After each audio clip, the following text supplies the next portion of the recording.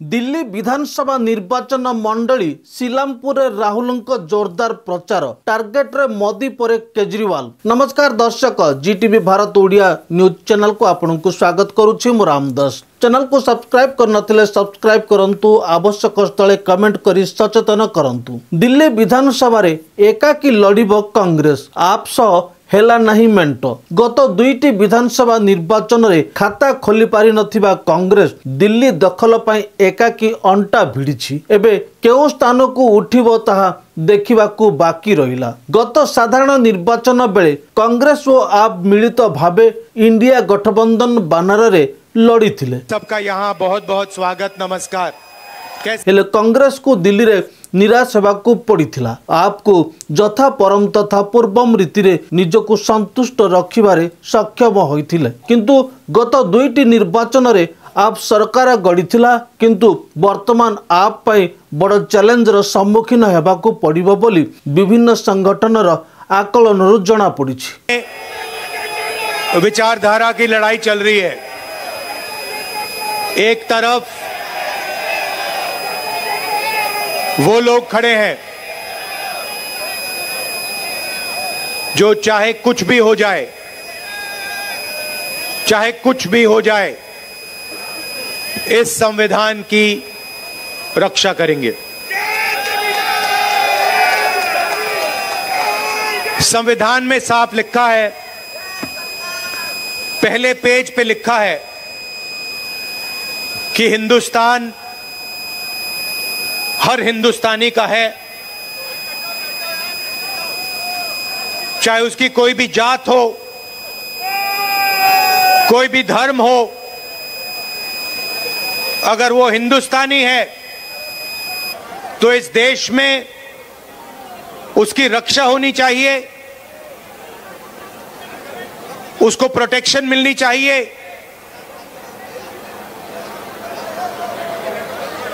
Constitution कहता है। और आजकल बीजेपी के लोग, आरएसएस के लोग इस संविधान को खत्म करने में लगे हुए हैं। नफरत फैलाते हैं, एक भाई को दूसरे भाई से लड़ाते हैं,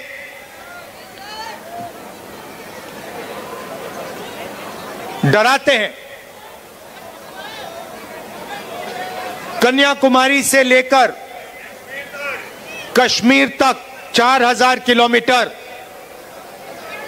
हम इस संविधान को बचाने के लिए चले थे।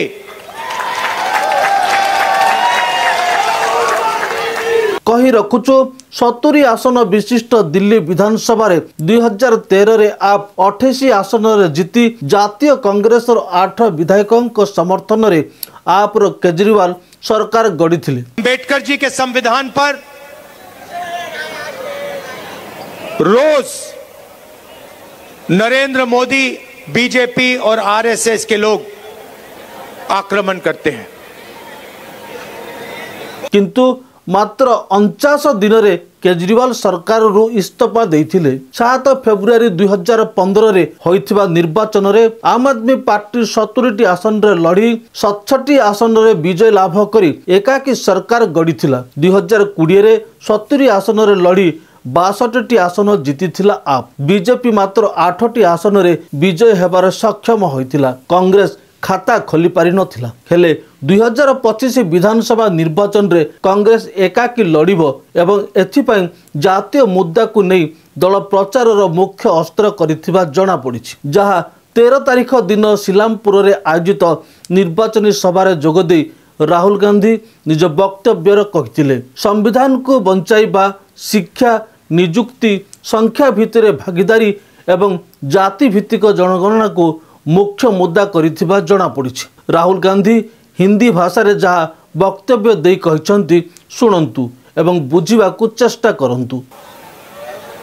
मुसलमान हो, हिंदू हो, सिख हो, ईसाई हो, चाहे वो किसी भी जात का हो, दलित हो, पिछड़ा हो, राहुल गांधी वहां आपको उसकी रक्षा करते हुए मिलेगा। मेरे लिए हिंदुस्तान का यही मतलब है कि इस देश में नफरत ना हो, और गरीब से गरीब व्यक्ति, हर धर्म का व्यक्ति, हर जात का व्यक्ति बड़ा से बड़ा सपना देख सके।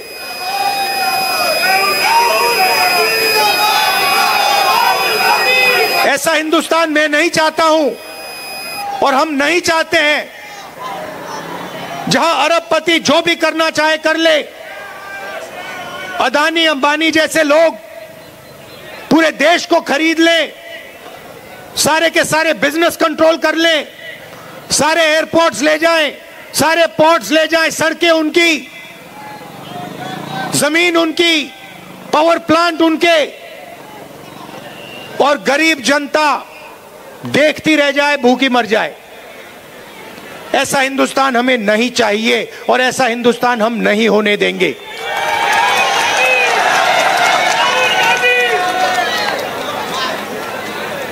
मैं जहां भी जाता हूं, अपनी मीटिंग्स में 2-3 चीजें कहता हूं और ये आपको अच्छी तरह समझना होगा। इस देश में गरीब लोगों की भागीदारी नहीं है। अभी आपने कहा, महंगाई की बात की और आपने कहा कि महंगाई बढ़ती जा रही। मैं आपसे पूछना चाहता हूं, महंगाई बढ़ रही है, कम हो रही है? महंगाई के बारे में नरेंद्र मोदी जी ने और केजरीवाल जी ने क्या कहा था?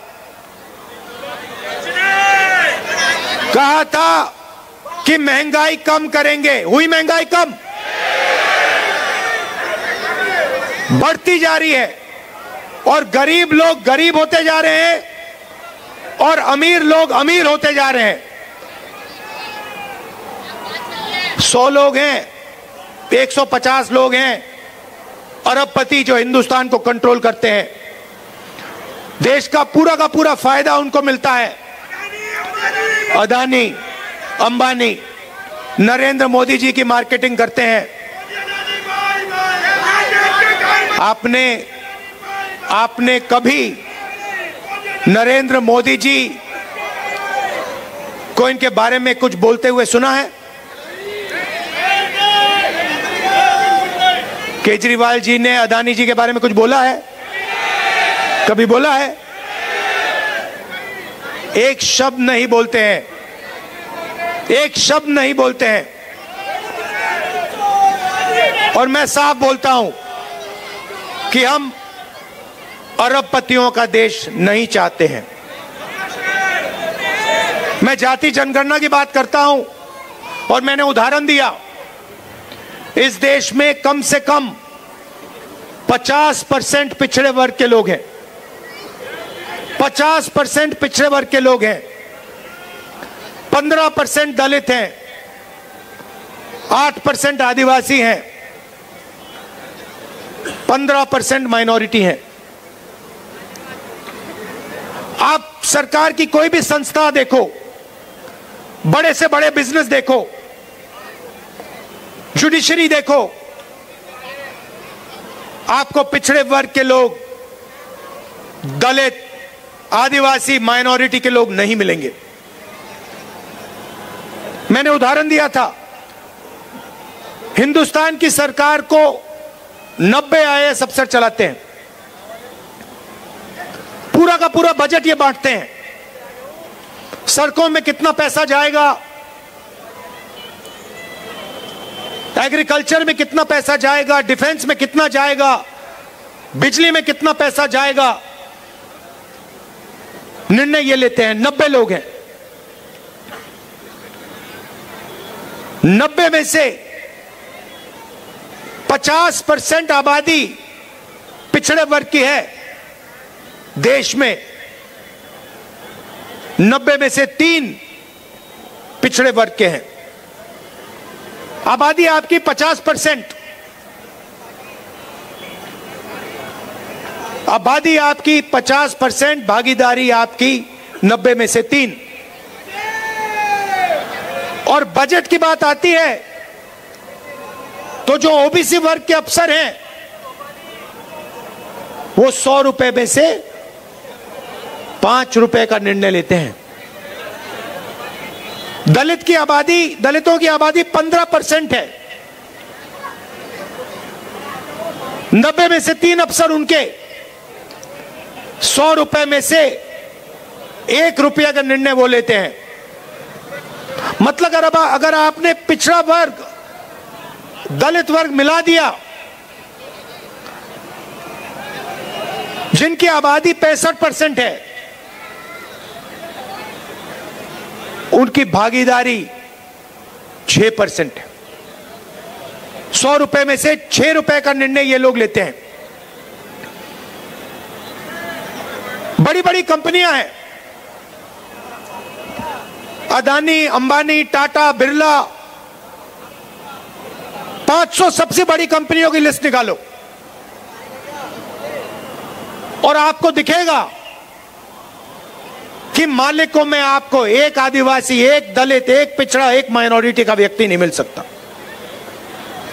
मैनेजमेंट टीम के नाम निकालो, आपको एक पिछड़ा वर्ग का व्यक्ति नहीं मिलेगा, एक दलित नहीं मिलेगा, एक आदिवासी नहीं मिलेगा। यह हिंदुस्तान की सच्चाई है। और जब मैं जाति जनगणना की बात करता हूं, नरेंद्र मोदी जी के मुंह से एक शब्द नहीं निकलता और केजरीवाल जी के मुंह से एक शब्द नहीं निकलता है।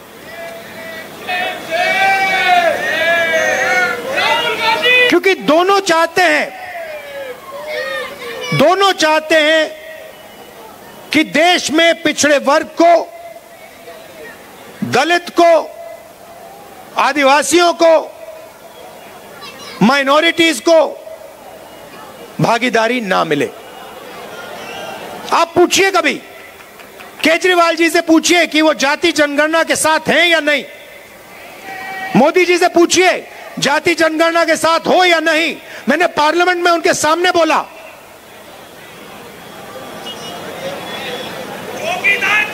नरेंद्र मोदी जी बैठे थे, मैंने उनसे साफ कहा, नरेंद्र मोदी जी आप करो ना करो, बच्चा भी जानता है। मीडिया वाले नहीं जानते, 6 साल का बच्चा जानता है।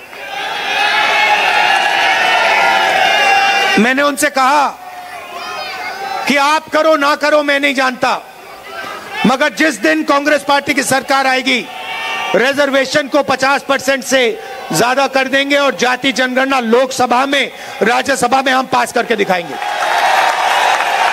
हम भागीदारी चाहते हैं, हम समानता चाहते हैं।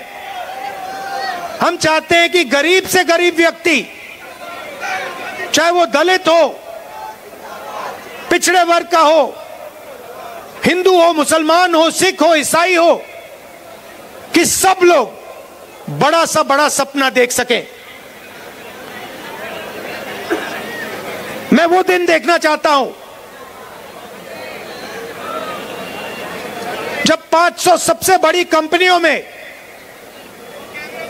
पिछड़े वर्ग के लोग मालिक बने, दलित मालिक बने, माइनॉरिटीज के लोग मालिक बने, आदिवासी मालिक बने। मैं वो दिन देखना चाहता हूं जब इस देश में सचमुच में पिछड़े वर्गों को भागीदारी मिले, माइनॉरिटीज को भागीदारी मिले, दलितों को भागीदारी मिले। और सच्चाई यह है कि लंबे लंबे भाषण होंगे,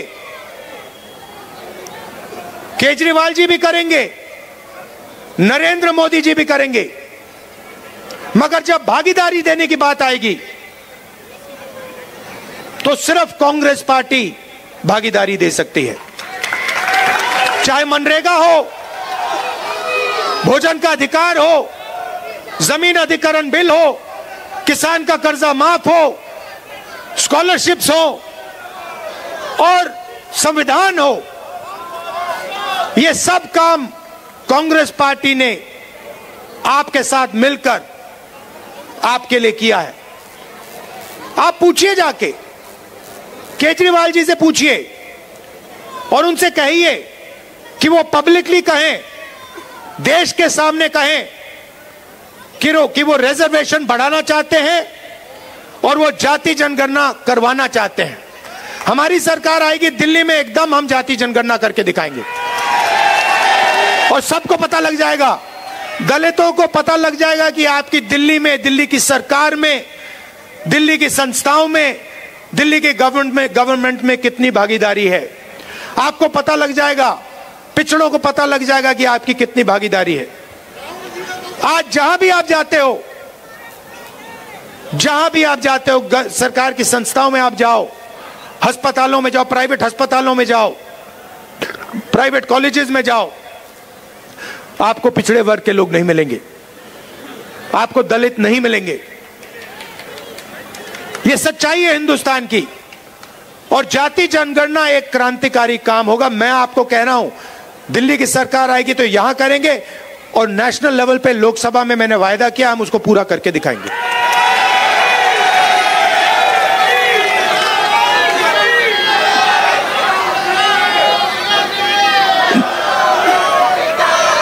जब केजरीवाल जी आए थे, आपको याद होगा, शीला जी की सरकार थी, आपको याद है वो दिल्ली, याद है आपको?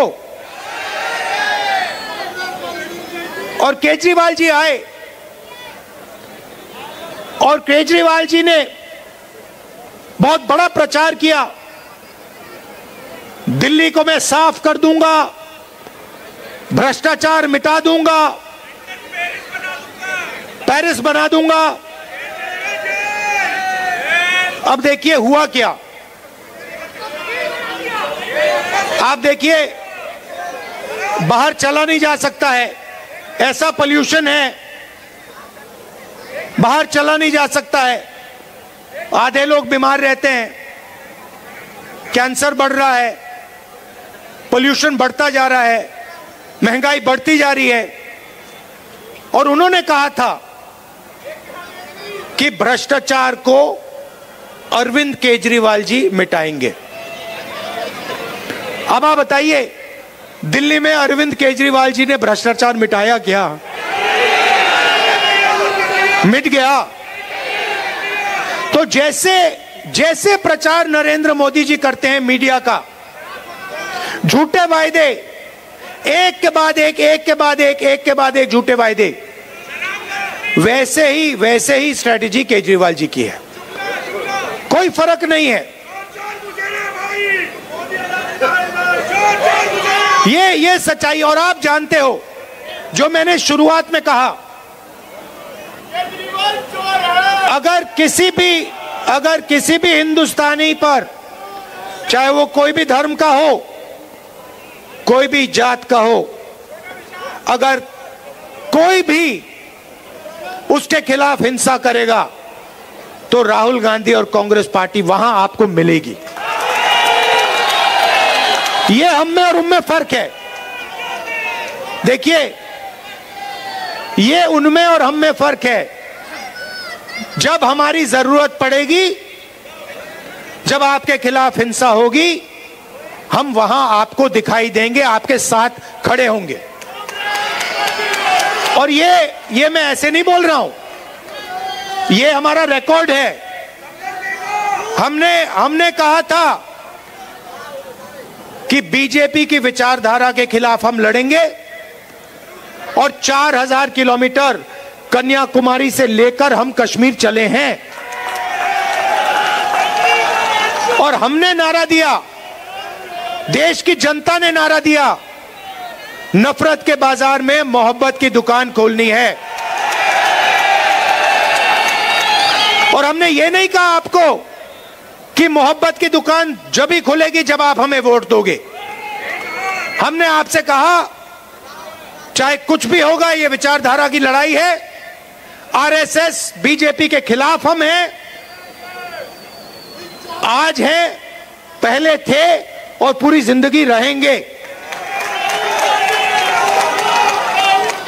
और 4000 किलोमीटर हम चले और देश का माहौल हमने बदल दिया। एक नए तरीके की राजनीति हम लाए।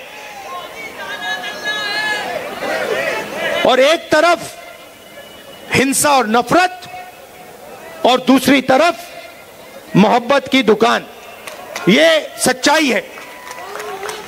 तो मैं आपको आश्वासन देने आया हूं 2-3 चीजों की। सबसे पहले, हिंदुस्तान सबका है, गरीबों का है, 10-15 अरबपतियों का हिंदुस्तान नहीं है। दूसरी बात, इस हिंदुस्तान में संविधान सबसे जरूरी है, इसकी रक्षा हमने की है। आपने देखा होगा, पहले नरेंद्र मोदी जी 400 पार की बात कर रहे थे, छाती फैला के 400 पार, और चुनाव के बाद संविधान को उन्होंने ऐसे किया, सिर पे लगाया। यह काम कांग्रेस पार्टी ने करवाया है। कांग्रेस पार्टी ने साफ उनको कह दिया कि देखो, बाकी सब ठीक है, अगर संविधान पर आक्रमण किया तो फिर हिंदुस्तान आपको माफ नहीं करेगा, देश आपको माफ नहीं करेगा। तो ये मैं आपसे कहना चाहता हूं, यहां पे कांग्रेस पार्टी का पूरा समर्थन कीजिए, कांग्रेस पार्टी को जिताइए, और जो पहले हम विकास करते थे, जो पूरी दुनिया को मालूम है, जो शीला दीक्षित जी ने काम किया था, जब कांग्रेस पार्टी कर पाएगी।